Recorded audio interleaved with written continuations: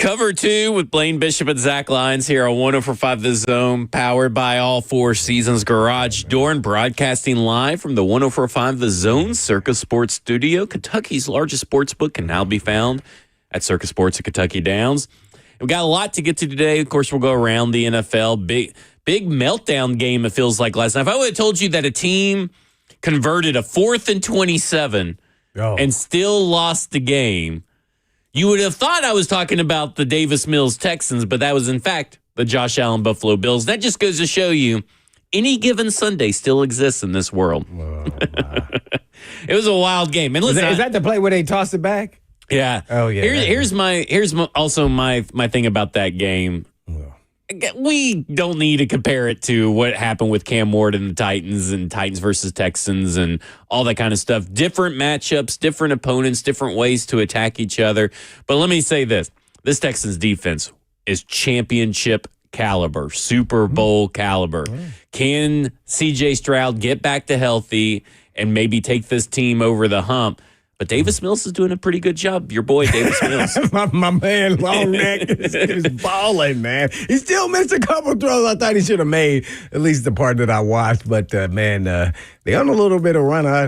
Man, I don't know if they can slow the horses now and bringing C.J. back. Because you got to believe that he's going to be rusty a little bit. Yeah. So in natural instinct, when the guy comes back like that, is the player's like, well, dang, I think Mills kind of did okay. Right. You start, and then the second game or second half or so, he starts looking like, he's our dude. So they get next week. They're at Indianapolis, then at Kansas City, then it's Texas. Arizona Raiders at home, and then it's at the Chargers and Indianapolis Colts' home is where they end up. So they go last 4, and they're 6-5 currently. So they're. I mean, I have to say, I didn't know what to expect with this Texans team going into the season because we didn't know what this offensive coordinator was going to look like. How was the offensive line going to shape up? But this defense, really know how to build world. it. I mean, you got pass rushers. I mean, so I'm not surprised. But you know what? I do want to compare their offensive line and our offensive line, and I meant the Bills. So would you have said on paper the Bills' offensive line was better than the Titans? Absolutely. And not only that, but also something that we kind of constantly overlook with the performance of the offensive line. Josh Allen is better at avoiding pressure, typically, than a rookie would be. So he kind of elevates the offensive line in a way as well. There was times that he had time to throw. He couldn't find guys open. Now, they need to get some weapons out there for him. They're kind of going down that Ravens road, it feels like, where they just can't find number one wide receivers. Keon Coleman. I think what I've remember reading was that he's either late to meetings or missing meetings. Oh. And also, he's not been very good regardless, but again, you can't be bad and miss meetings and be late to meetings, I guess. But still, you also hurt your team. Not only is he hurting the team, but this decision to go 2 weeks in a row punishing him. Now, that was last week's reasoning. I don't know what this week's reasoning. If he's still missing meetings after being benched last week, that's even worse. Man, just from the outside looking in, I mean, he doesn't seem like the type. I get if somebody missed a meeting one time, but I just don't see him. He's kind of a kind of flighty guy, at least when you see him answer those questions, and it's funny and everything else. And maybe that's a problem in itself with the team. Maybe he's not exact on route running, been at the right place, right time, running the wrong route. I don't know. Somewhere it translates. I was sitting there thinking about how would I punish today's player without hurting my team and my chance if I'm the head coach? Good question. Because I wouldn't have suspended him. They have 2 receivers already down. Yeah. He would have dressed and I would have spot played him. I'm sorry. There's no way around it. I don't know if I would have fined him or, running doesn't do anything because finding him and benching him is also embarrassing to the actual athlete in the pros. So I still have to try to win at the same time, get my point across. And I would not healthy scratch when I got injuries all over the place at receiver and not getting a lot of production.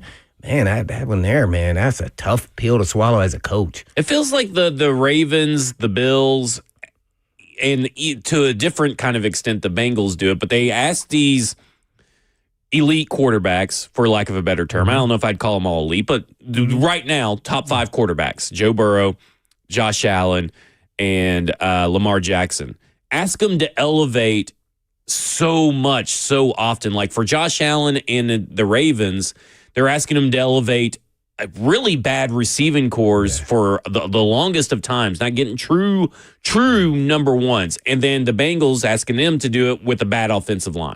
Yeah. Like at some point, you had these quarterbacks under young contracts, and you still didn't invest around them. Well, I guess Allen had Diggs for a while, but now you're not investing around them as much. So at a certain point, you still got to help these quarterbacks, is my point. Yeah. You got to constantly be trying to find ways to help them. Yeah, that's tough, man. You got to have some weapons. At least you got to have a one. That way you then have complementary pieces around him. If they double, the other guys can step up as a group, as a unit. You don't know who the guy's going to be each and every game. They don't have that number one guy. That they need that. You know, and I think Josh also is trying too hard to make a play out of nothing. I hadn't seen him run around like that for a long time. Yeah, that's a recipe for disaster. And then the last play, I thought they were going to actually drive down. The last play that he threw the interception, our boy from Dawson Knox from Nashville was wide the freak open on the out. I mean, he should have hit him, and that guy could have turned up and almost probably scored on that play. He ended up throwing to the guy that, pretty much he had to make an exact throw under heat and pressure. Like, that wasn't going to happen. So they could have still had a shot of getting in. Man, that was just Josh Allen. Man, I'm a big man. Remember, I said I thought he would win MVP this year. I was a little disappointed. And I think that's because of what you're talking about. Yeah, with not all the weapons. That's why I brought up the offensive line. Like, they gave up 8 sacks. Some of them was on Josh Allen. But how many did the Titans give up against the Texans? 4. Yeah. So, the Titans, I feel like they are a couple key pieces, not saying that you can get them. That's why I feel like with the right draft, right free agency, you get that stud number one receiver you may have to deal with a little bit of stuff on the side, but he is a personality, get me the freaking ball guy, and then everybody else around him, then they'll elevate, and you got to think some of the guys are going to get better. And then you get you an elite pass rusher opposite, someone else, whether it's Femi or Key or someone of that ilk. I think you'll be fine with the 2 guys inside with Simmons and Sweat. You can be like there right back like that. In theory. And I'm not real big on having, unless you draft them, an elite corner. I think now in today's game, you just had to have all really good corners. That way you're not paying an arm and a leg for one. You get, pay them 7, 8, 10 million in today's world. Right. and as starters, and you just have 2 or 3 of those guys and then, have some solid backups, which I feel like they're developing the backups right now on the roster. And then you can just keep it ticking. I think you can be there with strategic moves. If Berganza can do what he did this year in the draft, let's see if he can be a little bit better in free agency and do another quality draft, and then maybe get some elite guys in that draft too, and maybe one elite player in free agency. Is probably harder to get a pass rusher, but probably a little easier to get a personality receiver. I don't know who's even available, but it's tough because you don't want to overpay, but sometimes you got to take the plunge. Yeah, it's to me, someone in the chat says, why are the good teams in the league entitled to a number one receiver? I'm not saying they're entitled to it, but you have opportunities and options to go get them. Like, I'm not saying they're entitled, but at some point you have to recognize your deficiencies on a roster and say, because I've been saying for the Ravens, like if Lamar Jackson found a legit number one wide receiver, they would be unstoppable. I mean, I think if Joe Burrow had an offensive line, he would be unstoppable. It's just about building and protecting your quarterbacks and your investment. Well, sometimes, and when I say number one, there's different ways to go about that. Yeah. You can do it by committee, but you got to have all quality starters. Like these guys are all on any given day, and that's hard to find that balance like that on a lot of teams. I think that's what the Ravens actually try to do.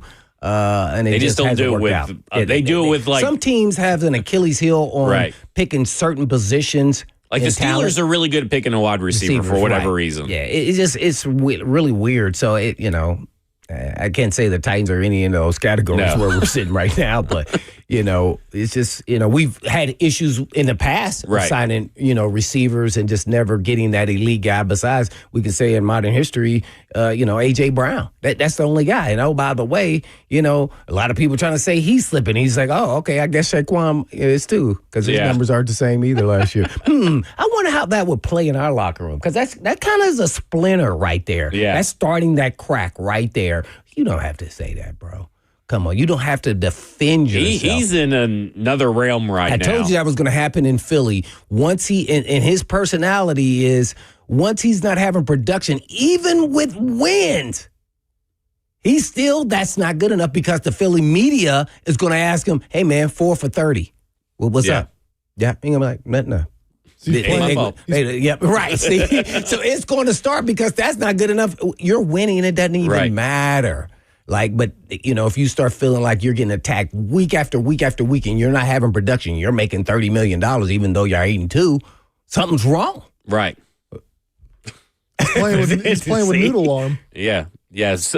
Allegedly, I guess. He's playing with Noodle Arm. Let's go to Tommy in Nashville. Tommy, you're on with Blaine and Zach. Thanks for having me.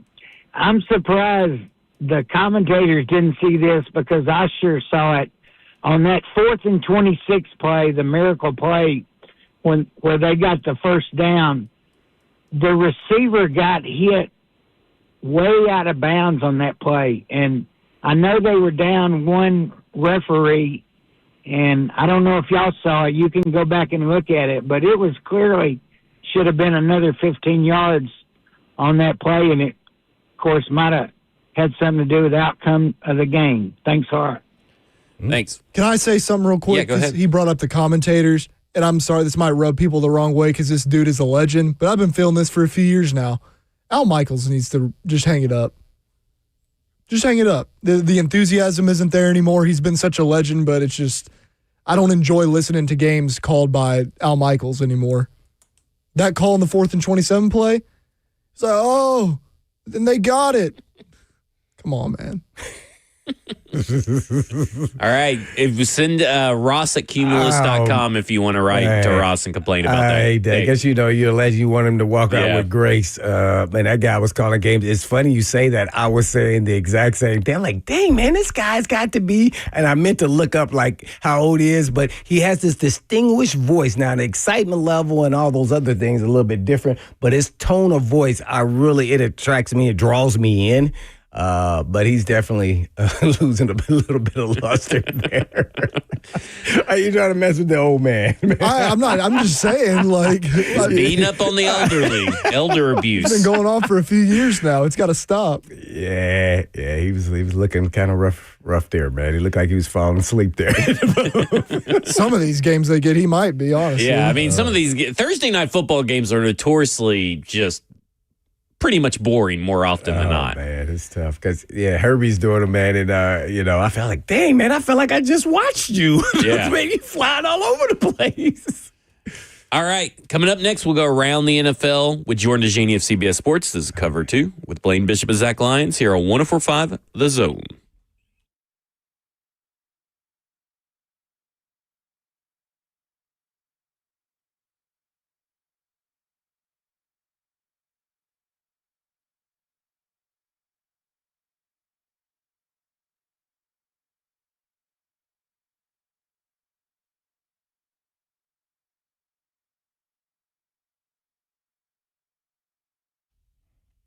There are a lot of things Americans split 50-50 on. We can talk about politics, working from home or working from the office, coffee versus tea. I am battling that one right now, by the way. But there's one thing we all agree on.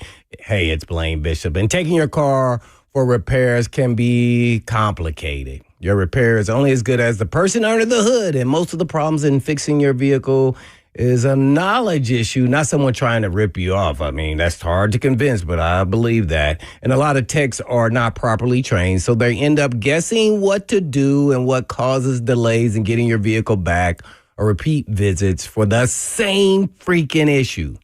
For around a quarter century, Eurofix has done things differently. Every visit starts with a free 15-minute no-wrench inspection, so you know what's going on before we even start working on your vehicle. And Eurofix pays its technicians more than any other company does to attract the best and the brightest talent around. And Eurofix still fixes European vehicles at below dealer pricing. And they also have, a 3-year, 36,000-mile nationwide warranty. All work done by Eurofix. When they perform, they also will give you rental cars if available at that time. Locally owned, family run with 5 locations all over the state and more to come. And all you have to do to book an appointment online is go to myeurofix.com. That's myeurofix.com, or check them out by giving them a call at 844-EUROFIX. Yes, that's 844-EUROFIX.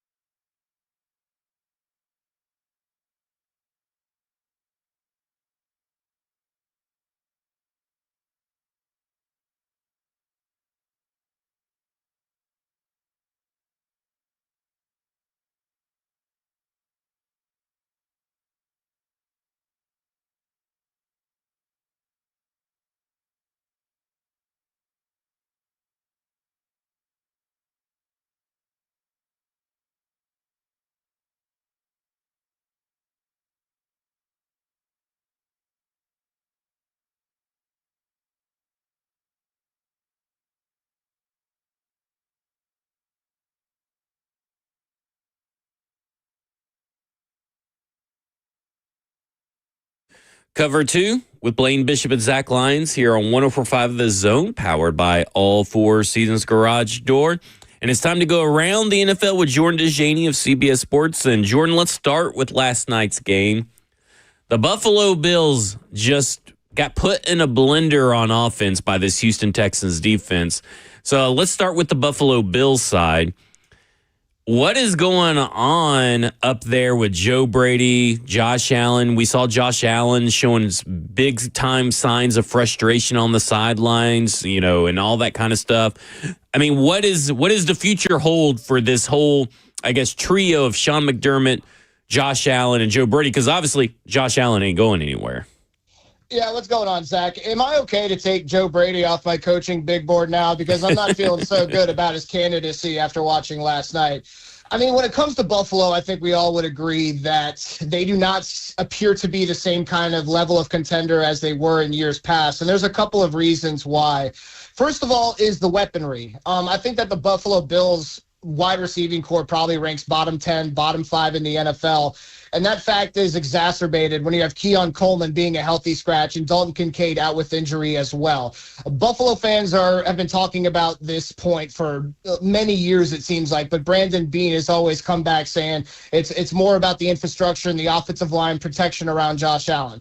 The other part about this is the Buffalo Bills defense, I think, is the main reason why I don't have them being legitimate contenders this year. I think it's been historically bad. They allowed 6 rushing touchdowns of at least 30 yards through the first 10 games of the season. That was tied for the most in NFL history. And I think coming into Thursday night, they were second worst in opponent rushing yards per game allowed as well. So I think that some changes need to be made for sure. But we know that Josh Allen is a clear-cut blue chip talent in today's NFL. You just need to get him a wide receiver one as some more stability on the offensive line as well. What's going on with Keon Coleman? Because I know last week it was surrounding like team meetings or something. What was it this week? And this isn't the first time. Last week, I think he's been benched 3 times, including last week's benching. So now he's up to 4. Correct. This has been the way I've been describing it. This is like a third strike for Keon Coleman because he was benched for the first quarter of, I think it was the 3rd game of his NFL career for being late to a team meeting or event. Then he was benched for the first series of week 5 this season against the New England Patriots. Then made a healthy scratch versus the Buccaneers and a healthy scratch against the Texans last night. So what this is the Bills organization putting Keon Coleman on notice. You're going to have to earn your game day jersey back. You're going to have to do the little things that we expect from professionals in our building because you have just not done that so far. I think I saw reporting saying that he was late to another meeting. I don't know if that's been confirmed. I don't know if any other details have come out because Sean McDermott has been a little coy on the situation. Keon Coleman has been as well. But the way I look at it as this has been a third strike for Keon Coleman. And even when he's been on the field, he hasn't been the wide receiver one that Buffalo's envisioned. I think he has like 40 receiving yards per game on average through his first 2 NFL seasons. So Keon Coleman hasn't been the promising young talent on the field, but behind or off the field, I should say, behind closed doors, it sounds like he has some progress to make as well. On the flip side, Texans look pretty phenomenal on defense. I mean, what do you think about this Texans team? Is this because of this defense and the way they've been able to, win games even with Davis Mills and not their, vaunted, first round quarterback? Is this a Super Bowl contender we got to start talking about here? I wouldn't say that. I definitely think they have the best defense in the NFL. I think Will Anderson and Danielle Hunter don't get talked about enough. Will Anderson should be talked about as a Defensive Player of the Year candidate. I think those two had 4.5 sacks last night, and they have 11.5 sacks combined in the last 3 games. This duo has 44.5 sacks over the last 2 seasons. That's the most by any duo in the NFL. This defense had 8 sacks, 3 takeaways of Josh Allen. I think Josh Allen had never been sacked 8 times in an NFL game before, and they held that Bills offense to 12 points if you take away the kickoff return touchdown. So last night was a statement from that Texans defense. There's no doubt about it. But as we know, they've really struggled on offense. And I think it's kind of funny because C.J. Stroud goes down with a concussion, and Davis Mills has introduced a bit of stability, I would say. I think that he was pretty disappointing with how he started the game. He was missing throws that he should have made that could have gone for touchdowns. But he really rebounded, and he got the Texans in position to win that game. So here we are. Houston has won 3 straight. What do they do now? Do they give C.J. Stroud another week, or are they going to roll with Davis Mills? We're going around the NFL with Jordan DeJaney of CBS Sports. Well, naturally, Joe Burrow, I guess, is considering coming back this week. I don't know. I know Flacco's kind of nicked up too a little bit against So they play New England. Do you think this is why Joe should play or not?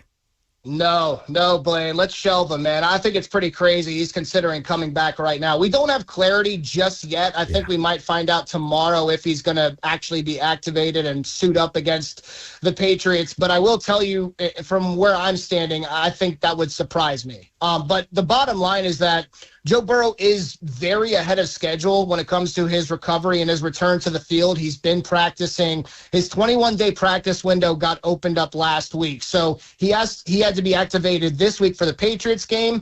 But here's the interesting part. Keep in mind that the next week's matchup against the Baltimore Ravens, I believe, is on Thanksgiving. So even if he sits out that game, he could be activated the day afterwards, take advantage of that full 21-day window, and return for week 14, which is when I think they take on Josh Allen and the Bills. But when it comes to this decision in general, it just feels like Cincinnati's out of the mix. Like, I think that the Bengals are going to have to upset the Patriots on Sunday if Joe Burrow's actually going to return to the field. If they lose to the Patriots, I'm going to be seriously wondering if he's ever activated and he just reverts to full-time injured reserve for the remainder of the season.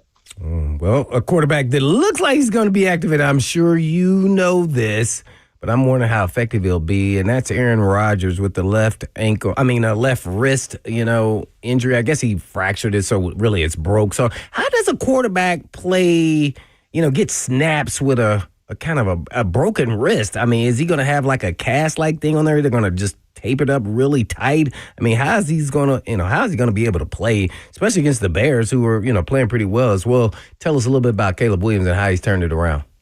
Yeah, first of all, you ask a great question. I mean, just because Aaron Rodgers injured his non-throwing wrist doesn't mean this is a non-issue. That is important when it comes to fielding snaps from the shotgun, when it comes to gathering yourself in your throwing motion. And I think most importantly, it comes down to protecting himself as well. And that's something that Mike Tomlin and Aaron Rodgers have talked about this week is how do you brace when you go down if you're sacked or take on a hit or whatever it is. That's really important when it comes to managing that risk. So here's the thing. I think that it's going to be tough to get him to sit out this game against his former rival. I imagine that he's going to play, but I still think that the offense has been subpar as of late, and I would lean towards Chicago winning that game. Speaking of Chicago, I think that the narrative around the Bears has gotten a little out of control. Like, there's a lot of good with Chicago, right? They lead the NFL in takeaways. They have a top 5 total offense for the first time since 1977, and I think the most impressive stat I saw is they have a franchise record 5 wins when trailing in the final 2 minutes of the fourth quarter this season. But there's also some bad that comes along with the Bears as well. I mean, they needed a miracle score to beat the Bengals a few weeks ago. They could only come back against the Giants when Jackson Dart went down, and they barely scraped by the Vikings last Sunday, even though J.J. McCarthy was wildly inaccurate all game. So I think that the Chicago Bears absolutely deserve some credit for the turnaround we've seen, but I'm not going to label them as some kind of Super Bowl sleeper or even favorites in that highly competitive division. Caleb Williams has definitely made strides in his development. He's showing the doubters why he can be a franchise quarterback, but I still need to see more before I take the Bears up into that next echelon of being legitimate contenders. No doubt about it. We're with Jordan Zaney, CBS sports writer. And lastly, this will be probably the only time we'll ever talk about 2-8 teams playing, but it's because Shedeur Sanders will be starting now. And he's got first team reps, so no crying about no reps. Come on, Shedeur, show up or shut up. So what do you think's happening here? Do you think he eventually will be a starter in this league, whether average, at least better than Dylan Gabriel? Do you think that will possibly happen? Let me tell you, man, this Shedeur Sanders narrative has become pretty tiresome for normal people like myself who don't reside in either of these two camps that continuously bicker about the most polarizing player in the NFL. We had one side dancing on his grave about the fact that he had one of the most ineffective NFL debuts ever, while the other side, as you alluded to, is arguing about a backup getting first-team reps in practice. I've never seen a discourse like this in my young professional career. But when it comes to Shedeur Sanders, even I'm agreeing agreeing that I'm excited for this game. I'm sure it's going to hit the under on the total. I'm sure it's going to be gross, and there's going to be plenty of sacks and turnovers. But I want to see what Shedeur Sanders can do with a game plan tailored to him. And that's kind of been the talk in Cleveland, is how is this offense going to look differently with Shedeur Sanders compared to Dillon Gabriel? I think you're still going to see a lot of structure and getting the ball out quickly. But as for the other differences, that's what's going to be really interesting to see.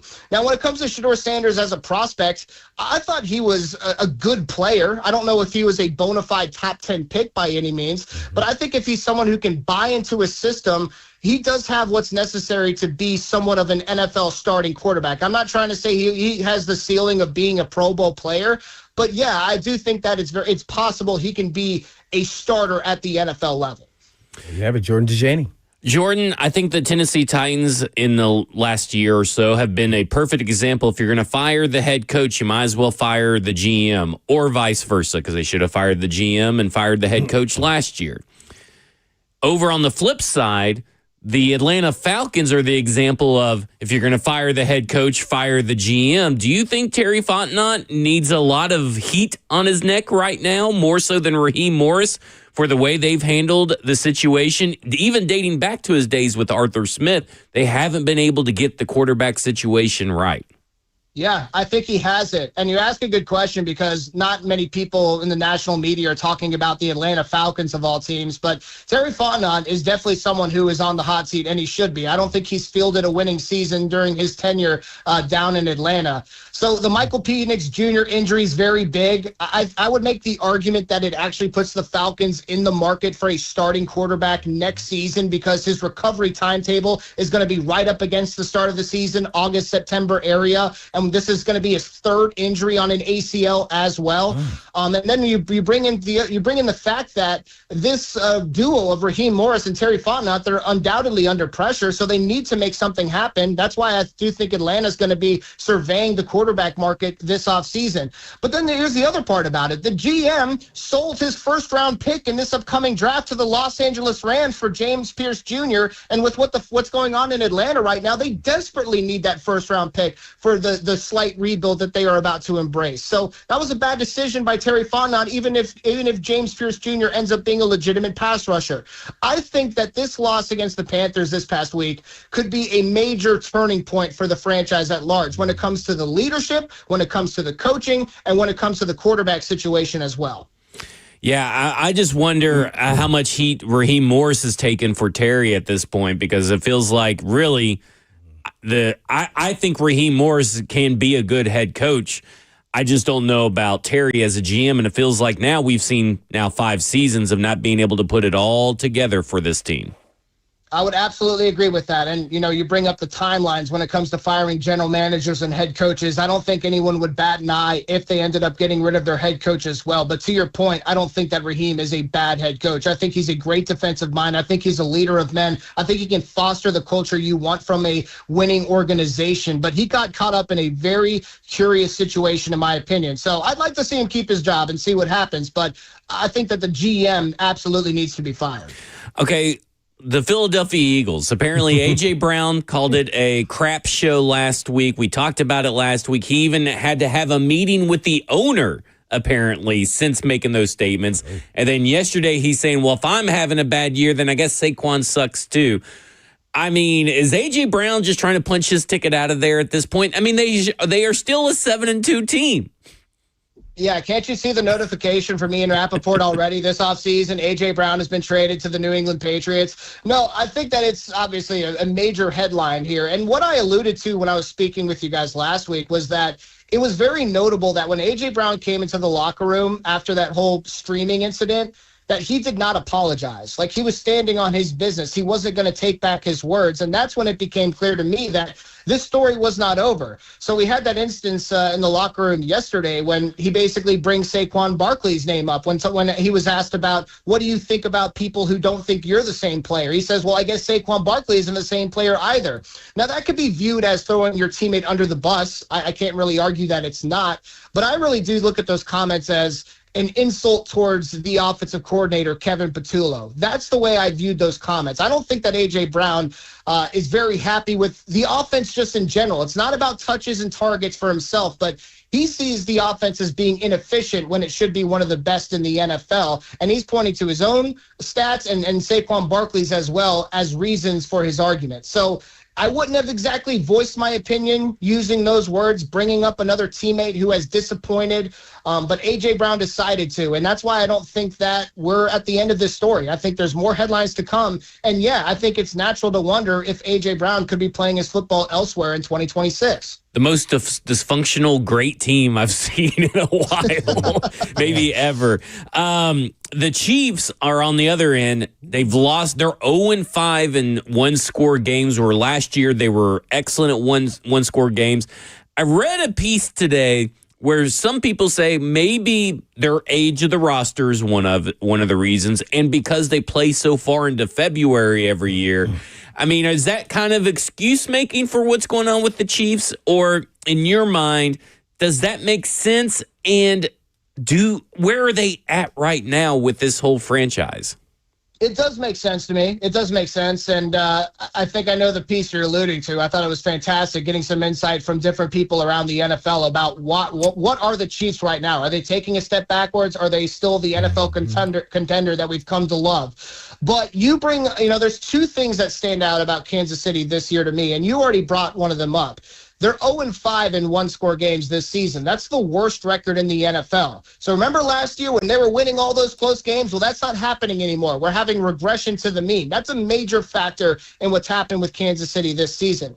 But the other part about this that really sticks out to me is the lack of a downfield passing attack. And I was watching the game against the Broncos last week. Patrick Mahomes went 1-5 on throws of 20 air yards or more versus Denver. He has just one touchdown of 20 air yards this season. So when you have Travis Kelce not performing like the best tight end in NFL history anymore, when you don't have a run game, you need some of that downfield passing attack. And the Kansas City just simply does not have that. So I'm not ready to close the door on the Chiefs just yet. I mean, as you guys probably imagine, this is a massive week for Kansas City, because if they lose to the Colts, the Chiefs' chances to make the playoffs will drop to 36.3% according to our metrics. And there is a Colts curse for the Chiefs. Patrick Mahomes has never beaten the Colts in the regular season. So I'm excited for this game. I think it's one of the games of the week undoubtedly, but something has to change with Kansas City, and I think it comes down to efficiency on offense. So you're not ready to call the Kansas City Chiefs dynasty over. I can't tell you how many emails I got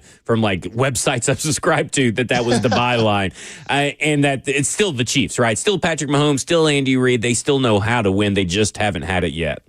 Yes, and to your point, like there's a lot of reasons and a lot of different insights from people smarter than me about why the Chiefs have kind of backslid a bit. And all those are probably true. I've heard about Chris Jones not being the same kind of game record, that the secondary is average, that, Mahomes is missing a beat with his wide receivers. They're not as good as complementary pieces with Marquise Brown and Tyquan Thornton. All of that may be true, but I've seen this movie before as well. I've seen the Chiefs rebound and end up making the Super Bowl. I don't know if that's going to exactly happen this year, but if they can rebound and make the playoffs and win a playoff game, that would be impressive from the fan base that is not residing in Kansas City. That would be an impressive turnaround for this franchise, because a lot of people have their obituary written and drafted and ready to publish for their websites, right?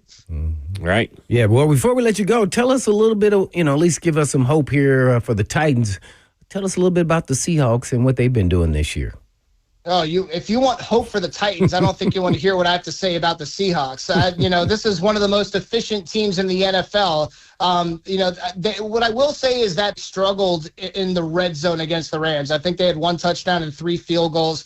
We all know that Sam Darnold had 4 interceptions. It was the first time he threw 4 picks in a game since he saw ghosts in 2019 versus the New England Patriots. If I was going to bring up one thing about Seattle that you have to know, it's that they rank last in passing percentage, but they rank 4th in passing yards per game. So they don't throw the ball a lot, but they're really efficient when they throw the ball. So when it comes to Tennessee, I think it's really going to come down to stopping the running backs, Kenneth Walker and Zach Charbonnet. They both rank in the top 27 in carries this season.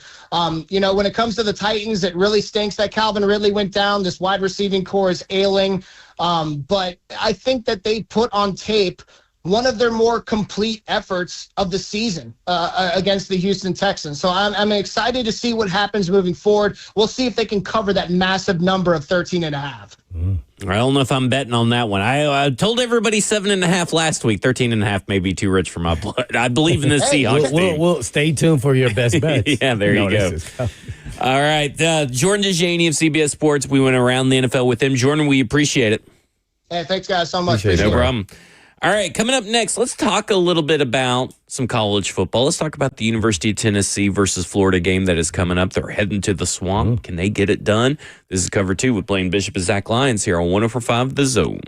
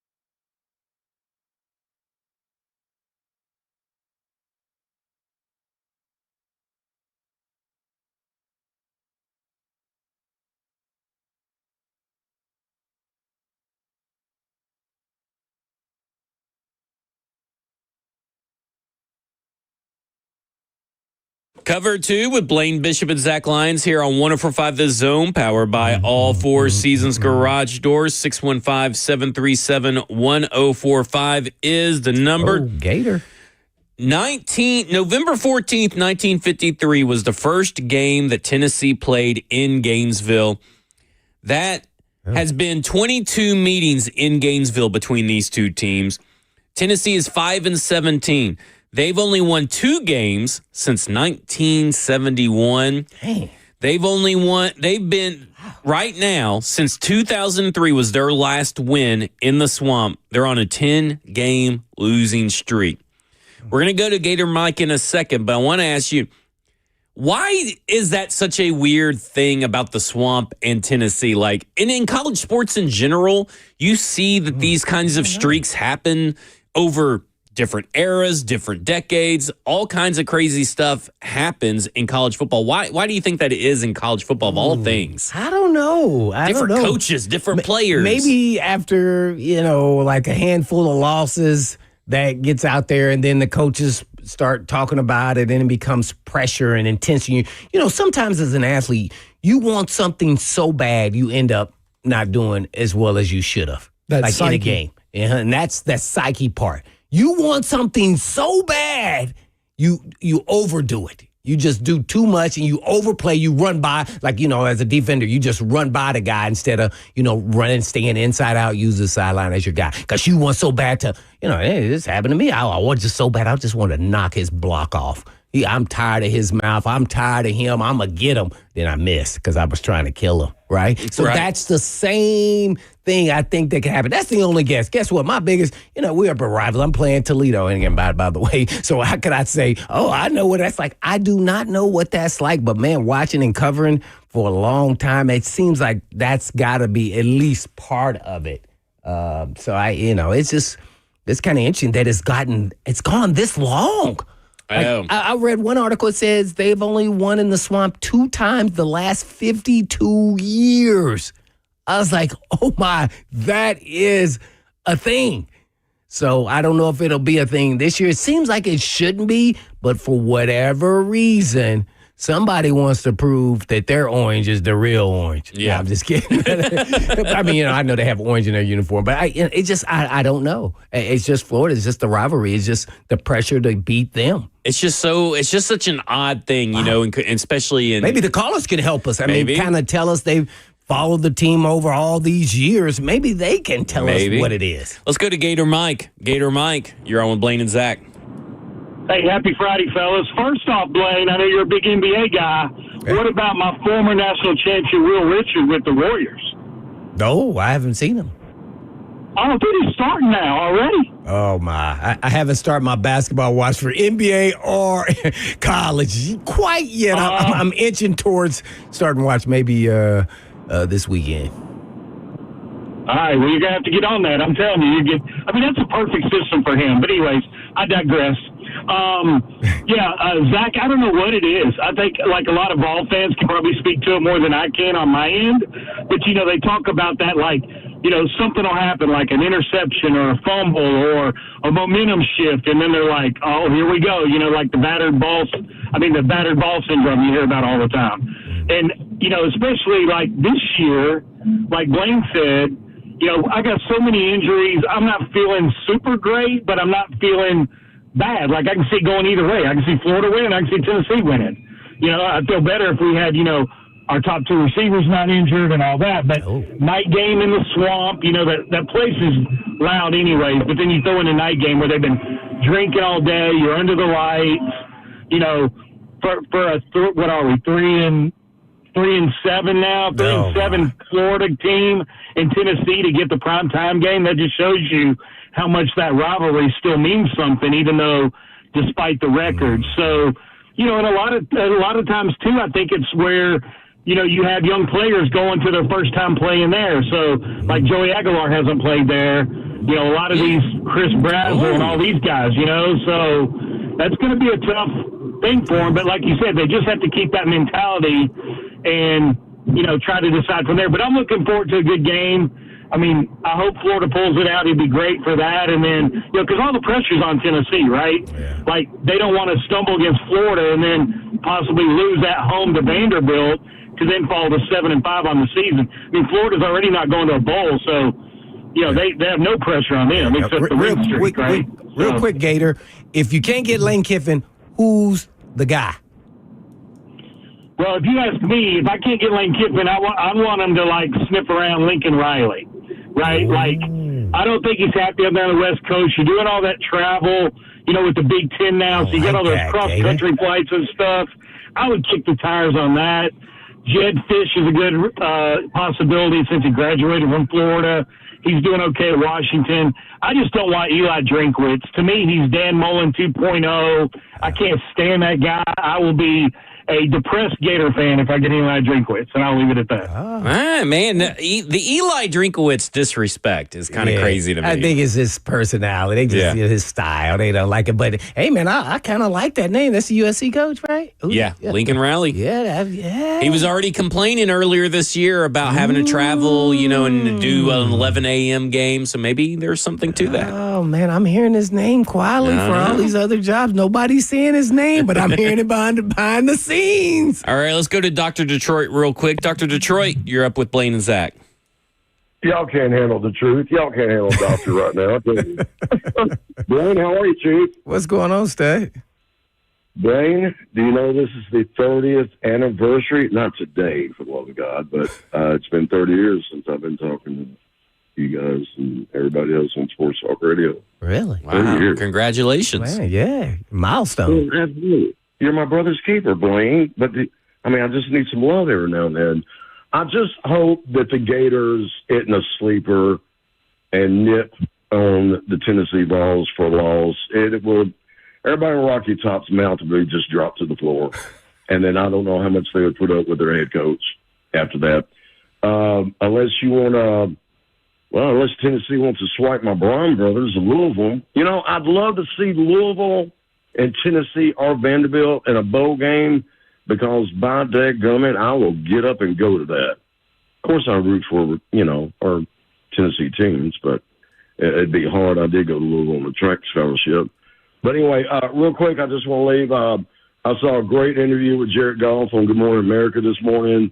What a humble guy. And, hey, the guy that was interviewing said, hey, do you want to make any remarks to Michael Strahan? He's like, oh, no, I'm good. I don't want to get over his bad side and y'all playing each other's stuff. He's like, but no, I love Michael, and I want to keep it that way. And then Michael goes, well, I am going to be at Ford Field. God, I love singing that because I drive Ford to the day I die.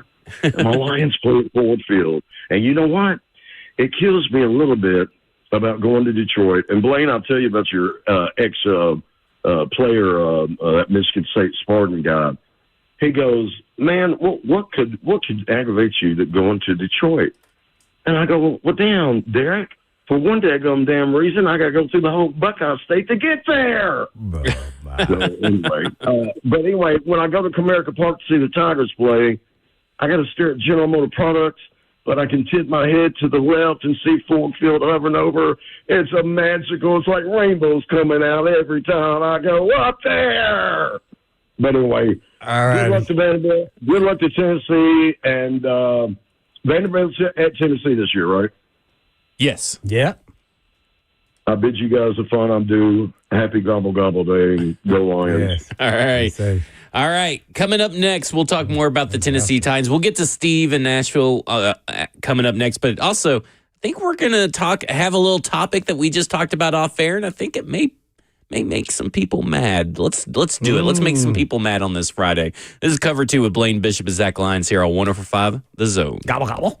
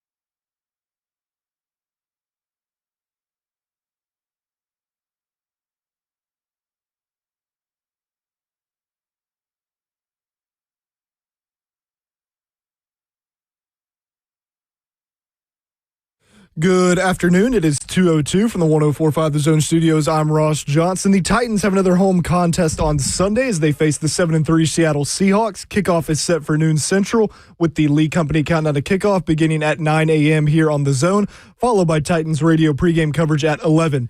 In injury news, the Titans have ruled out wide receiver Alec Iamannor, safety Xavier Woods, and safety Kendall Brooks. The Tennessee Vols head down to Gainesville to take on the 3-7 Florida Gators in the Swamp. The 20th-ranked Vols will be looking for their first win at Florida since 2003. You can catch Vol Network's coverage of the game right here on The Zone with kickoff set for 6:30 p.m. Central. Vanderbilt is back off the bye week as they host the 5-5 Kentucky Wildcats tomorrow in Nashville.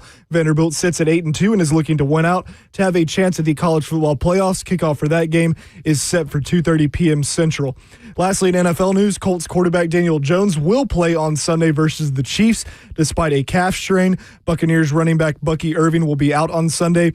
The Giants will have Jameis Winston at quarterback again as Jackson Dart has been ruled out, and Lions tight end Sam Laporta underwent a back procedure and is unlikely to return this season.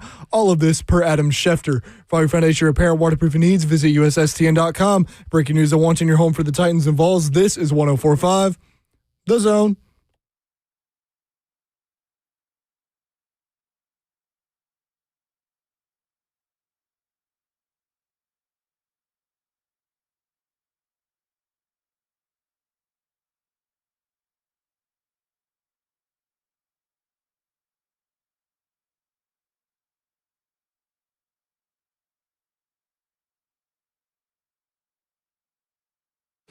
Cover 2 with Blaine Bishop and Zach Lyons here on 104.5 The Zone, powered by All Four Seasons Garage Doors. 615-737-1045 is the number.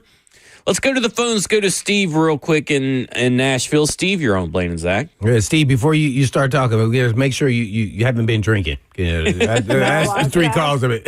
I was going to ask y'all if the good doctor had a few. It's 2 o'clock on Friday. Zach, Okay. This is the Eat Crow call, buddy. Uh-oh.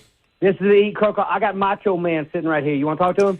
Well, and women, are you the good Macho Man impression or the bad one? Zach, you told me last week that we were going to win. What happened, dude? Hey, listen, Zach, we'll do this every Friday. I love this. Okay. We're not winning until we might see the Saints. I'm telling you. I told you they got to win before I see them. I'm going to tell you right now, you just keep preaching it week after week. We'll go at it. Well, listen, I'm not saying they're winning this week, so you're gonna have to go against me and say that they're gonna win because they're definitely losing this game. Well, what happened to Eaton Crow? You have to I said they covered. They covered. No. You said they'd win, and you said make sure you call back, and I'm like, all right, I'll call you back. All right. Yeah, I will have to say I was wrong, though I was getting pretty excited when they tied up. I was looking at Stoney in that studio, and I was like, I think it's going to happen. I think it's going to happen. You got your tail started wagging. Oh. I bet old Macho Man was a little nervous when he saw that 11-play, 95-yard drive. Not a bit, bro. I think give it up to the end. Hey, y'all have a good one. I'll holler at you You next too. week. Appreciate it. All right, thanks. Hey, real quick. Yes. I know we're getting off of Tennessee, Florida. What were y'all doing in 2003? Do you remember last time they won the Yes, Swamp? I was in college. I was in my freshman year of college. Blaine, what about you? I was playing for the Eagles. There we go. I was in diapers still. How old were Why you? did you just purposely want to basically So you were date us? 3? Like, how old call were us old? Is that Well- why you brought that up? Y'all are both saying stuff. Well, one point was to say how long it's been since they've won. Yes, I'm also dating all 3 of us. And would I be, I don't know when the game would have been. I probably would have been 1 because my birthday's, early September. The game's 3rd Saturday in September usually. So that would have been in 2003, September 20th, 2003. Oh, I would have just turned 1. You would man, I have would've just been- turned 1. Wah. Vols suck. Oh, my. I believe in them tomorrow, though. I think they're going to pull it out. I don't know. Florida plays pretty good at home.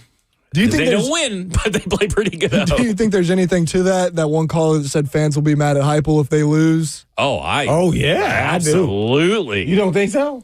No, I do, but I mean like legit, like uproar type mad or just fire him or type? Yeah. That may I go a think little far. there'll be a vocal minority. Yeah, it'll be 20% of them, maybe. just because they're pissed off, and then that'll settle down. But I did like the caller that brought up, Gator Mike, that brought up as like Joey Aguilar's never played in the swamp. Not to say that, he hasn't played in tough situations throughout this year, but like. What's his toughest Alabama? I guess it would be Alabama, yeah. How did he fare? Well, they lost. No, but how did he play? Well, I knew they lost, but Average, right? Yeah, it's pretty average. okay. Yeah. I mean, besides, the pick six and all that kind of stuff. Oh, well, that wasn't. Yeah, that's not good, man. I mean, he was 63.6% completion percentage, That's right. He threw the 268 pick yards. six on the goal line, right? One touchdown, one interception that ended up being a pick six, so. Yeah, I love the stats when they say, "Oh man, the quarterback played well," except for that pick six. Well, that changed the whole game, and that was a 14-point swing. They would have scored. Yeah. No, it was a horrible play. Stop this, man. I don't know if they would have scored. That play call was awful, but well, you still got to execute. There was a whole bunch of awful plays called during the game, and it's up to you to say he threw it late. I mean, man, come on. It was an awful call, but he could have. Yeah, that's when you just throw in the stands of the sorority girls. Yeah, give them a free souvenir. Mm-hmm. Live for another play. Someone does make up a good point. Mississippi State was hostile.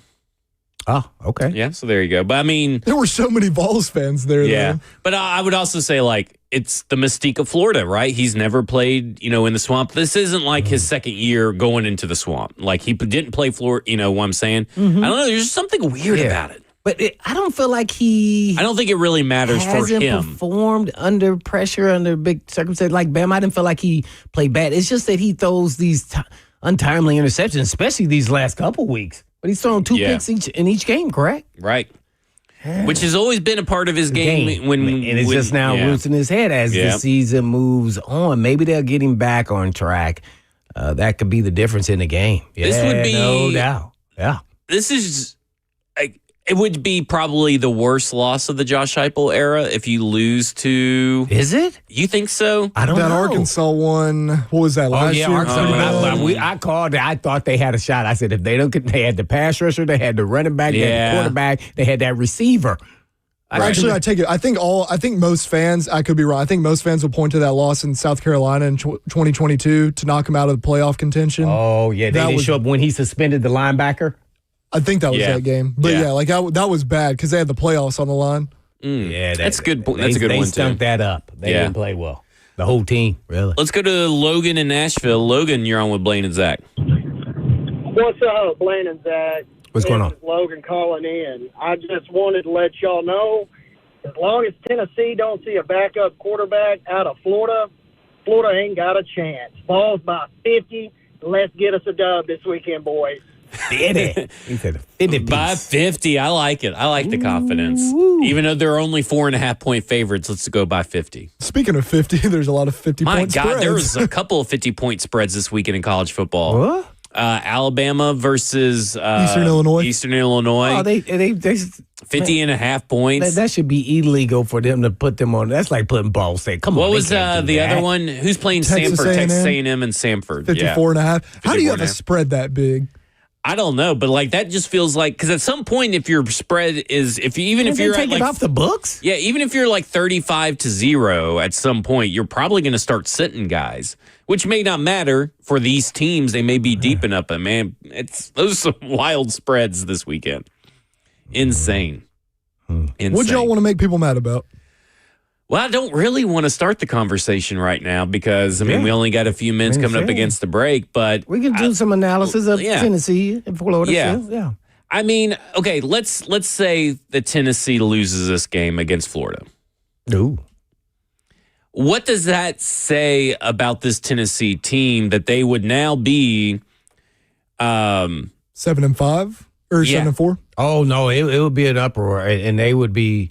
Yeah, then Vandy. They'll be 7-4 because then you got Vandy because you were supposed to be an 8-4 team is kind of what everybody said before the season. Now, during the season, those expectations changed and then they changed back.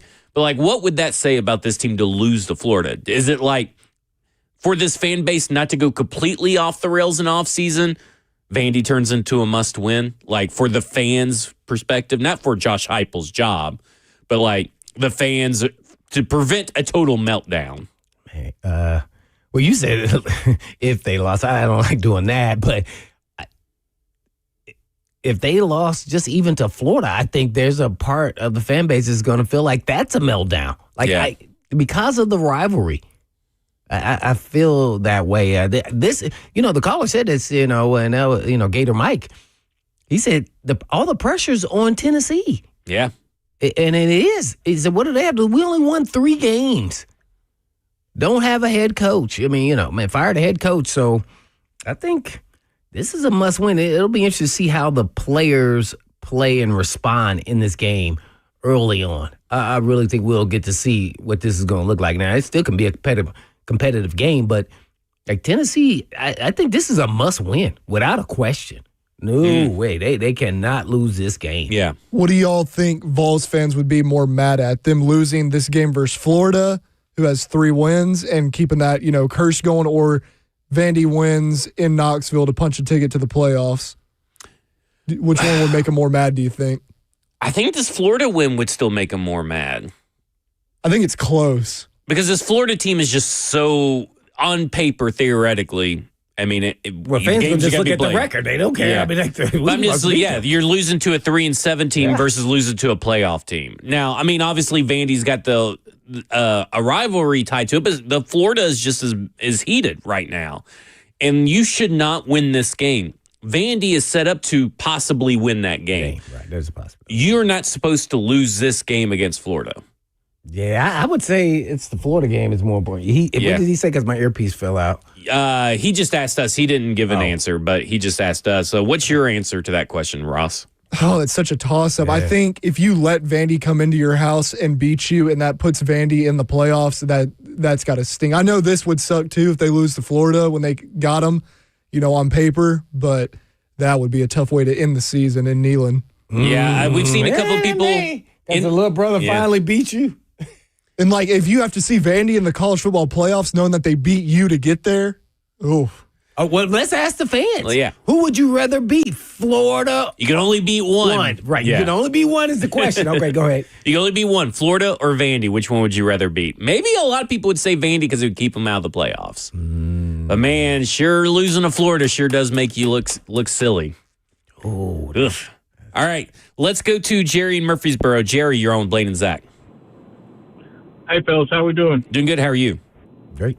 I'm doing pretty good. First of all, I want to say it's very cool to talk to you guys. I love listening to you guys. Blaine, watch you play. Love listening to you. Oh, thanks, Jerry. I've got is it really, am I missing something? Because they're not going to go to the playoffs, correct, Tennessee? Right. No. So if they do make the bowl game, are their seniors even going to play? So I'm a little irritated at the situation because I want them to play. I want them to win.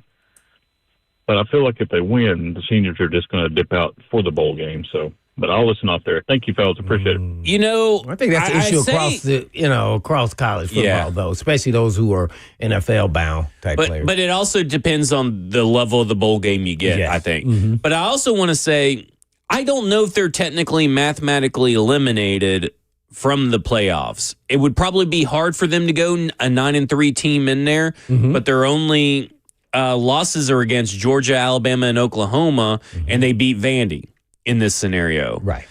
Probably still hard to get in, but I don't know if they're technically mathematically eliminated. Someone else maybe can double check that, but you never know. Well, if they blow probably have out a lot Florida, of other things that happen. I wonder what that is with blow out Florida, blow out Vandy.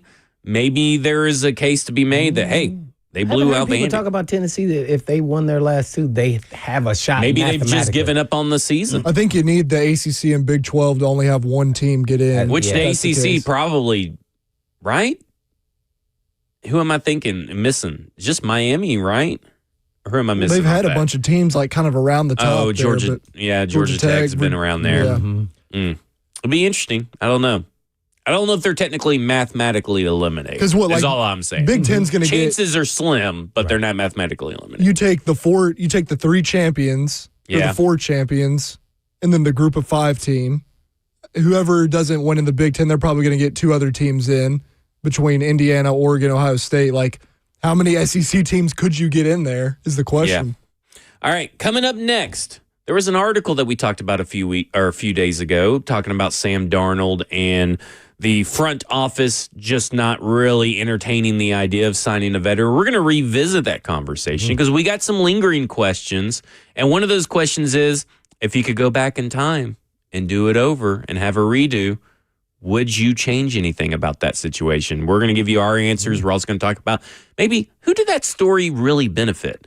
This is Cover 2 with Blaine Bishop and Zach Lyons here on 104.5 The Zone.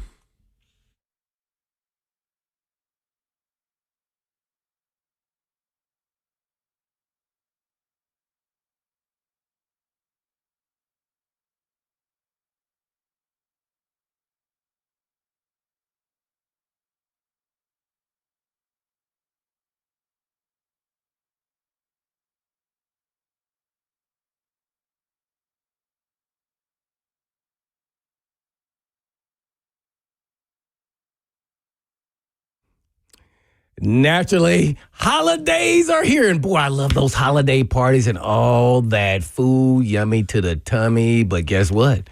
The tummy and the holiday weight don't match up. Hence, then you need Edge Peptide. And the approach to weight loss at Edge Peptide hormone therapy is a little bit different.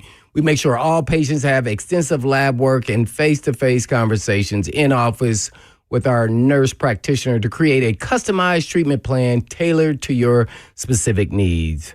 They also use a U.S.-based FDA audited compounding pharmacy because knowing where your peptides come from always matters, of course. So enjoy also access to their in-body scanner to track weight loss and make sure you are maintaining that muscle mass. Also lowering your A1C, keeping your cravings in check, prioritizing protein, and having someone guide your journey from start to finish. So call the team at Edge Peptide for all of your wellness questions at 615-724-1878. That's 724-1878 or online at edgepeptide.com.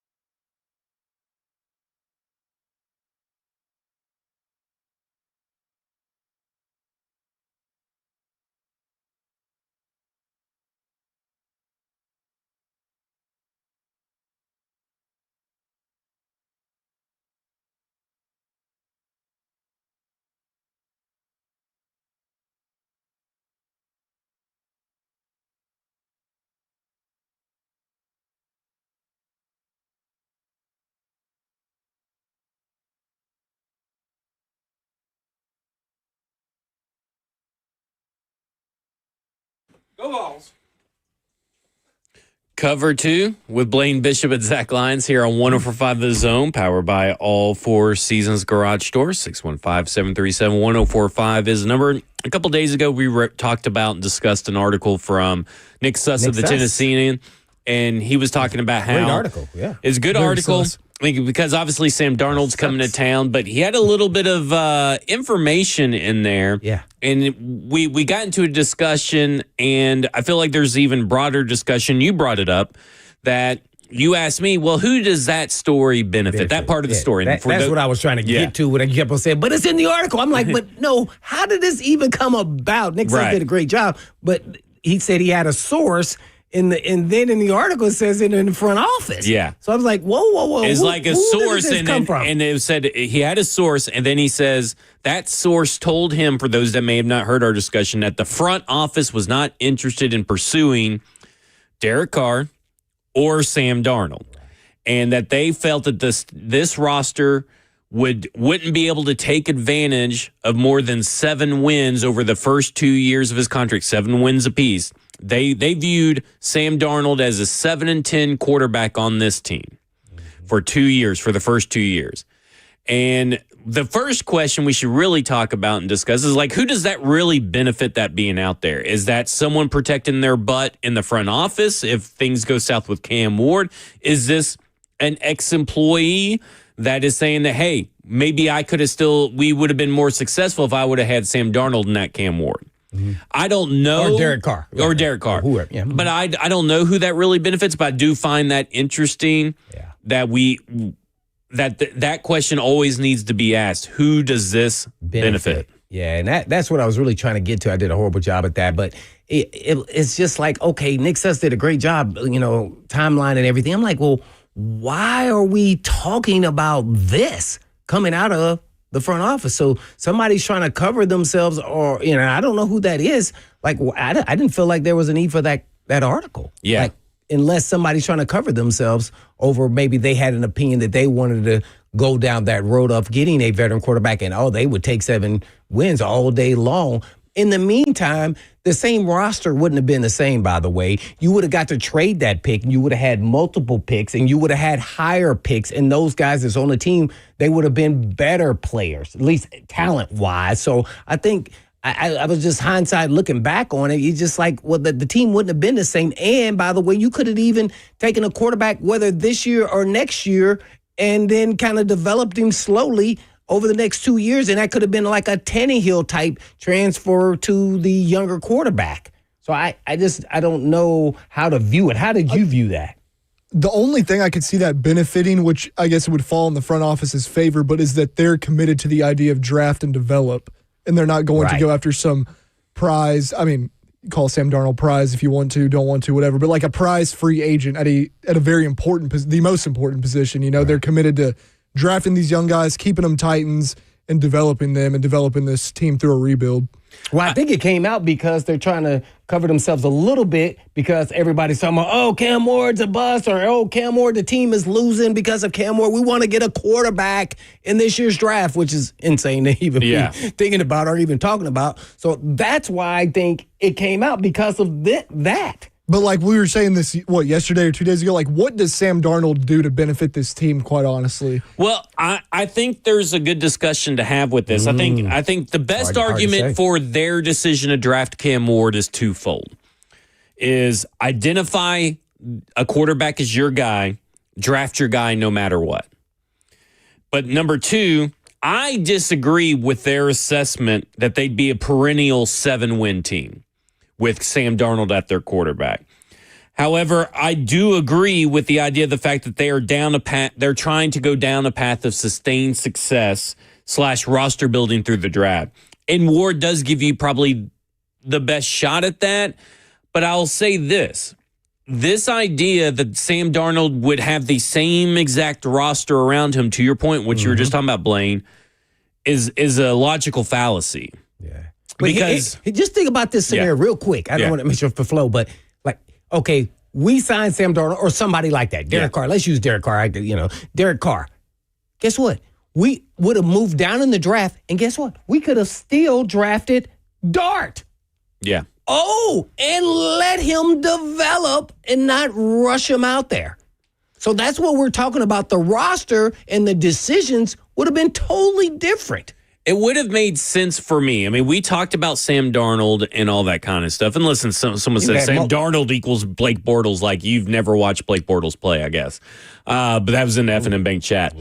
But, like, here's my thing about Sam, this whole thing. And multiple is picks. that if you draft Sam Darnold, that changes a total different ripple effect for the Tennessee Titans. Okay? Maybe you go with, and I'm not saying they made the wrong decision. I'm not saying they shouldn't have drafted Cam Ward. I agree with their premise of, I'm always going to be, if you identify you have the guy and he's your guy, draft the guy no matter what, get the guy no matter what. But I disagree with their process of coming to that conclusion of saying that this would be just a 7-win team each season, because I look at Sam Darnold and you would have been not overly aggressive, but a little bit more aggressive with the quality of players that you bring in free agency. You would have traded back. You would have picked up two firsts, a first next year and a second this year, and I believe a second or a third next year. So you pick up extra draft ammo. You get Travis Hunter or you get Abdul Carter, because you're only trading back one spot with the Giants. So you now have Sam Darnold with Travis Hunter or this defense with Abdul Carter. You're likely not drafting a like your draft class will look drastically different. Yeah. And so not only will your free agent roster look different, your draft class theoretically would likely look different, and you would have better depth. But also, I think what people don't understand is that Sam Darnold makes the offensive line better. Does it make it elite? No. But he makes it better because he gets the ball out on time. He knows where to go and all that kind of stuff. Cam Ward is still learning all the tricks of the trade. Sam Darnold knows all the tricks of the trade. And again, I'm perfectly happy with Cam Ward. Perfectly happy. Yeah, I am too. Yeah. I just don't want people to think of it. It's just that this idea, the reason I don't like their approach to this is because it goes back to our show a couple of weeks ago when we're talking about the head coaches, and they've already determined through two different sources that they only want an experienced head coach and or 5+ years as a play caller under their experience. So when they decide something, they make their mind up. Like, you're Clint Kubiak, you ain't getting them. Like, I mean, if you love Clint Kubiak, if you love Chris Shula, if you love Jesse Minter, the chances of you getting him are almost 0%. And that's because they've already made their mind up of what they want, and they're going to stick to it. I'm fine with not waffling. I just don't like the idea of not keeping your options open. Yeah, you got to always keep your options. Now, you could have a theory of what direction you want to go, but you never know. Someone may change your mind. I mean, I watched Clint Kubiak. He's not been ever a head coach. I love what I saw out of their offense. And I watched numerous games by Seahawks, and I was just like, wow, this is what I want the Titans offense to look like. Yeah. And then I go like, oh, I like Salah's leadership and toughness and just all of that. And then he is connected to all those guys, the McVays and all them. So he knows guys on offense. He'll get a good offensive coordinator. So you can't box yourself. Don't box yourself in when you're trying to make a decision. Now, are you going to be biased to what you think you want? Right. Yes. But I would never say this is the only guy that, or this is the guy I want because he has experience. You just can't go into that, because sometimes after you ask all these questions in the interviews, multiple interviews, you start saying you got to start going with your gut. And after you have filled everybody out, this guy's a better fit for what we're looking for at this point in time. If not, then you would have never hired like Vrabel. Yeah. Like that would have never happened. And in this regime in particular, I go back to the second round of the draft, is like, we have to take an edge player in the second round. We have to do this. We have to do that. That seems to be a common theme. Even if it works out, that kind of stubbornness does seem like a common theme. And I'm just using this example to go with the head coaching example that was in Easton's article and Mike Silver's article, and then their actions in the draft. It can still work out. But there is a level of stubbornness we just need to bring up. Let's head to the phones, because the phones are lighting up. 615-737-1045 is the number. Let's go to John in Murfreesboro. John, you're on Blaine and Zach. Hey there, guys. Glad to be here. Since you all are talking about head coaches, I want to know what you thought about Joe Brady, honestly. He just seems a guy that can make his weapons work for him in Buffalo. We keep talking about we need to draft a wide receiver. We need to draft a wide receiver. But our wide receivers are honestly as good as, if not better than Buffalo's. And Josh Allen is a good passer. We have Cam Ward. I am not saying that we are as good as Buffalo is. But my point is, with Tony Pollard, I think Joe Brady can do some great things with that run game, open up opportunities for Cam Ward, and then we can focus up on building up our defense. Because I know everyone sees the offense, looks like Cam Ward, judges him, but our defense used to be better. Like a couple of years ago even, we were close to the number one defense, and now we're like bottom feeders. So just wanted to hear y'all's thoughts on that. I've been kind of out on Joe Brady. Yeah, me too. I'm just, his only success has been with Josh Allen and Joe Burrow. Like, even with Clint Kubiak, you could point to see the New Orleans Saints say they were still kind of a functional offense, even though they had less talent than what he's having now in Seattle. But I do think that something about Joe Brady just doesn't really sit right with me. Yeah, I'm not a Joe Brady fan. And by the way, the defense, even a couple years ago, they were, can't say they were elite, by the way. So I'm definitely not going to say that. But they've always been at least middle of the road. So, and they're doing more with less. So you got to, tip the cap to Denard Wilson, what they're doing there with the, I don't know how many players not, being starters that are now starting. And I know a lot of people here on the chat are talking about Denard Wilson maybe get a shot at least being the head coach. And I think he is trying to prove that he can be a really good DC on second year being a DC in this league, and whether here or somewhere else, I think that's probably the next step for him. Yeah, I would agree. You got to master at least something at some point. Let's go to James in Ashland City. James, you're on with Blaine and Zach. Hey, guys, I don't know where this Sam Darnold scenario got started from, but I'm just going to say this. Even if that came to fruition and we did that and got that extra capital you talked about, as the way this roster is set up right now, I don't see a scenario where any quarterback can be very successful in it, because you don't really have a good running game. You don't have a very good offensive line. Yes, it's improved from 2 years ago. Mm-hmm. But the problem is, you did make one good point. I do think Sam Darnold has the ability to get the ball out quicker. But if you don't have complementary football, if you don't have a good running game, which we've had a lousy running game all year, I don't see a scenario. And I think Cam Ward is just fine. I think the only thing with this bad offensive line that would help would be more of a mobile quarterback that could actually take off. And for whatever reason, Cam's not really willing to do that or wanting to do that, which I don't think that's a bad thing. Mm-hmm. And with Sam Darnold, who are you going to get? Are you going to get the one that played at Minnesota so well, or the one that stunk it up? It's just like Geno Smith. Geno Smith did wonderful at Seattle, but he was a bum before then, and he's reverted back to it.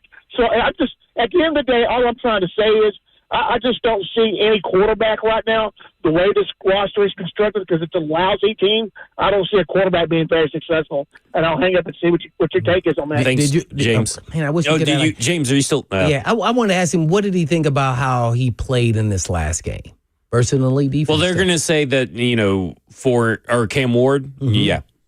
Gotcha.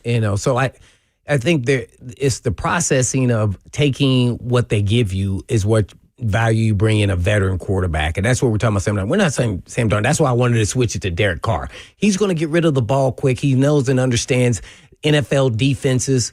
The only thing I could say negative about Cam Ward is he must learn, because eventually when his team gets good, they're going to have a running game. He must learn how to play under center and pass the ball under center, because he is so comfortable being in the shotgun. If you go around and watch all the teams in this league, even Josh Allen, they need to be under center to a certain extent, because the running game has to be a threat in the National Football League. It's just impossible. Whether it's the quarterback running or the running back running, doesn't matter. It has to be a threat of the running game. This is just not a passing league. It just doesn't happen. You can't just pass to get your way to all the way to the Super Bowl. But probably defenses also are going to respect the pass more with Sam Darnold. Right, yeah. So just think about this. And it's not going to be the same rosters like we said. Show on turf as an example, right? Everybody thinks greatest show on turf.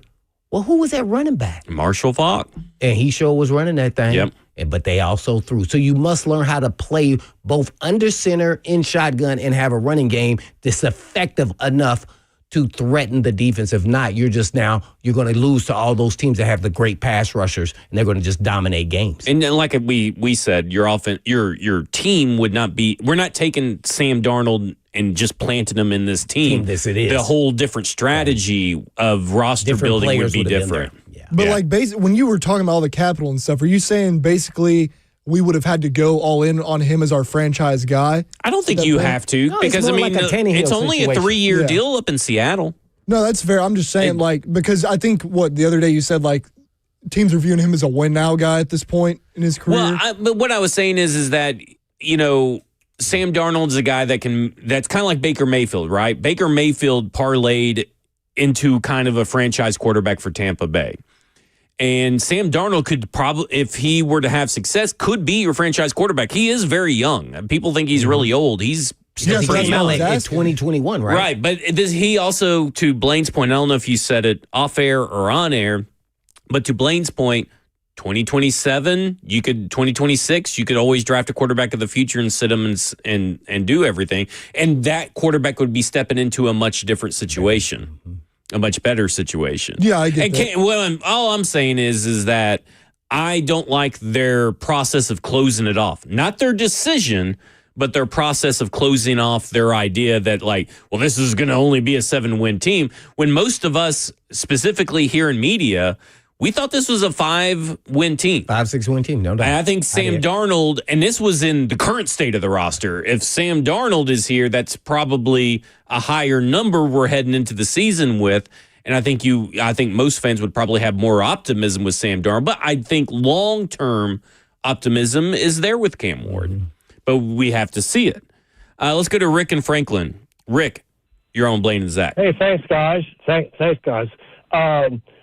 For me, I have to give our young quarterback Cam kudos for this young man, for any improvement at all that we've seen. And I think all of us here, and listen to you guys, we've all seen some improvement in Cam. Oh, yeah. Now, we have watched the two best quarterbacks this week absolutely stink it up in a way. Mahomes worse than Josh Allen last night. Why? Because they had no protection against the opposing team, and of course with Mahomes, his receiving core isn't what it was, right? Mm-hmm. And Kelsey's a little bit less than what he was, a wee bit. Mm-hmm. So and he had a very subpar game. And then you switch over last night. I'm telling you, Josh Allen in the fourth quarter looked like a deer in headlights. Mm-hmm. His eyes were so big, he'd sit on the bench and look at that iPad and say, "What in the heck is going on? I'm not used to this." So these are the two best guys in the league. When they're under supreme pressure, it's what the defense is all about. And here we've got this young rookie who has shown moments of brilliance, with the worst team in the league, the worst offensive line in the league, and all the receivers, a few show promise, but they're not guys you can, they're not like Jefferson and great guys like that.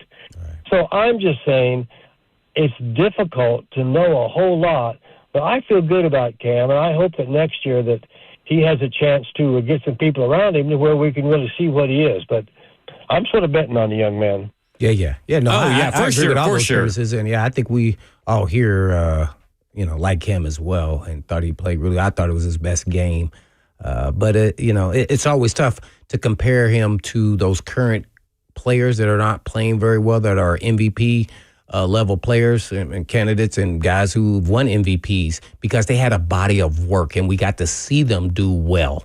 And so now we haven't seen the body of work of Cam Ward to see if he actually can meet that potential. We don't know. All we are is guessing. So we're thinking he's improving, but who's to say if the team is better around him and he stays the same? We don't know that. We just don't know. And that won't be good enough where you're giving up, turnovers and still holding on the ball too long. Some of those sacks are on him. Yep. They're not all on the offensive line, and he said that. So that's the part that you want to see the development, and we won't see it until next year. Yeah. I fully agree. And like, we're not trying to give up on Cam Ward or anything here. But I do think that this is another good week to see, well, just how far along is he? Because this Seattle defense is going to throw all kinds of stuff at him. And it's going to be fun to see if he can do the same thing. What's the game plan this week that helps benefit Cam Ward, and how can he execute that game plan? It should be similar to what they just did, and try to run the football more. I mean, man, I feel like man, do you understand in an NFL game, if you don't have a running game, man, I pray for Cam Ward. I mean, it's going to be tough, man. He is a tough cookie because he's taking some shots. Yeah. Hey, man, that's you got to be. They need to slow the pass rush down. And Seahawks, I know they may not be number one in a lot of 12 personnel this week. Yeah, I'd love to see it. Yeah. I just want to see the offense just in general improve, like play better this week, because I feel like the defense has been fighting their asses off the past couple against the Chargers and the Texans. With who we've got out there on defense, they've been fighting and clawing and scratching. Man. And I know they've got their hands full with the Seattle offense, but I feel like there's room to feel good as a fan if the offense can pick it up a little bit. And you're like, hey, we lost to Seattle by a touchdown. But, man, the offense started to look a little better, and the defense is still fighting. If you cover the spread against Seattle, that's pretty impressive to me. And I know we've played tough defense, and I'm a guy, I'm not big on excuses. Like, you got to play your opponent. But they're still only averaging 14, 13 points, man. I know. That is not acceptable in the National Football League in a winning deal. I mean, that's why Big Jeff is frustrated. Yep. Like, he knows that, man, we were only putting up 14 points, man. That means we got to shut guys down. Yeah. With this defense? Good luck, especially this weekend with Jackson Smith and Jigba. All right, coming up next. JSN. I'm going to give him initials. He's just that good. Hope y'all got him in fantasy this week. Yeah, I wish. Gosh, I tried to get him in every league, and I couldn't get him. Do you think he'll get 2,000 yards this year? He's What is he on way. pace number, guy? I know you know. I don't know off the top of my head, but coming up next, we're going to take a trip to the Lions Den Best Bets as cover 2 with Blaine Bishop and Zach Lyons here on 104.5 The Zone. JSN.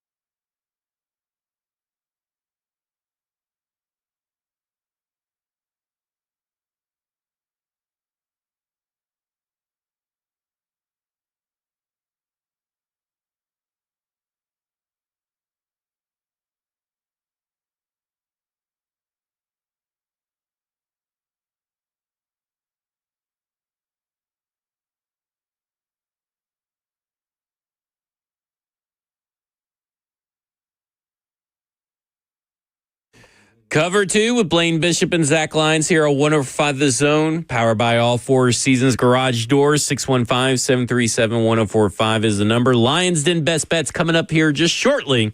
But first, let's go around the room and let's just do this. Yes or no?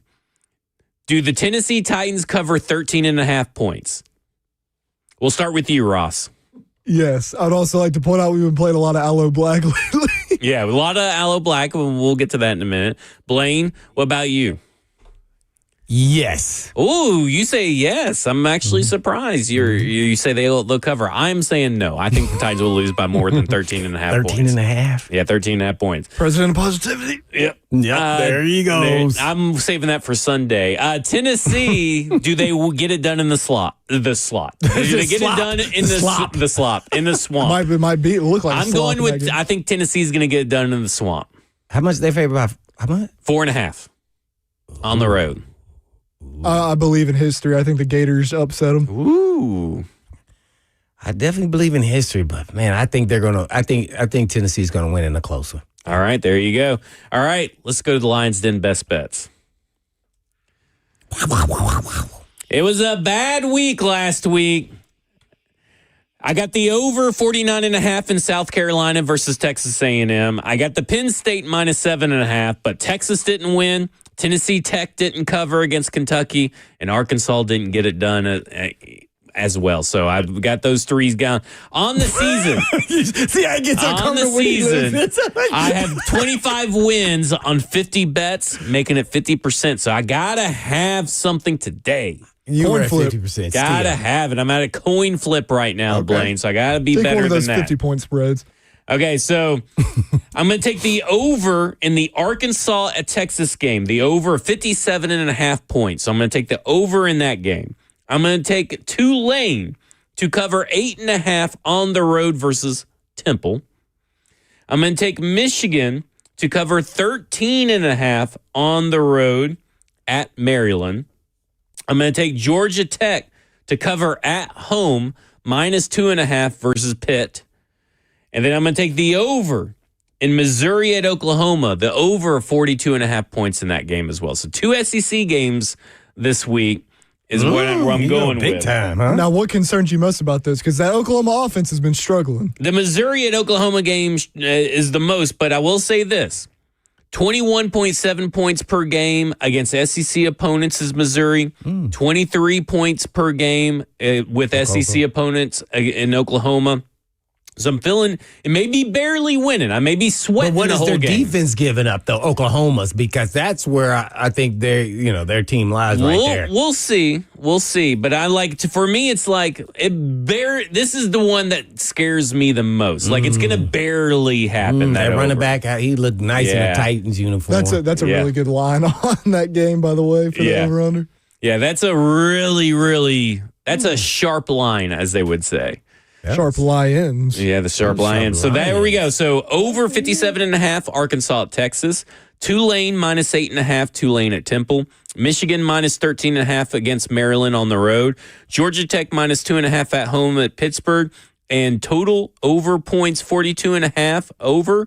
Missouri at Oklahoma. That will do it for us. What you got, Ross? Hey, and Blaine, he cannot be at 50% next week. Right, It's that's mathematically impossible. impossible. Mathematically Yeah, impossible. impossible, yeah. So this is a big weekend. Over under, will he be above 50 or under? I believe in my guy. I'll say over. I'm going like under. it. I'm going under. No way. Hurt my feelings. All right. We'll see you on Sunday for the pregame show at Nissan Stadium. The Lee Company countdown to kickoff will be me, Blaine, and Buck. This has been Cover 2 with Blaine Bishop and Zach Lyons. 3HL's up next. And in the meantime. And in between time, peace.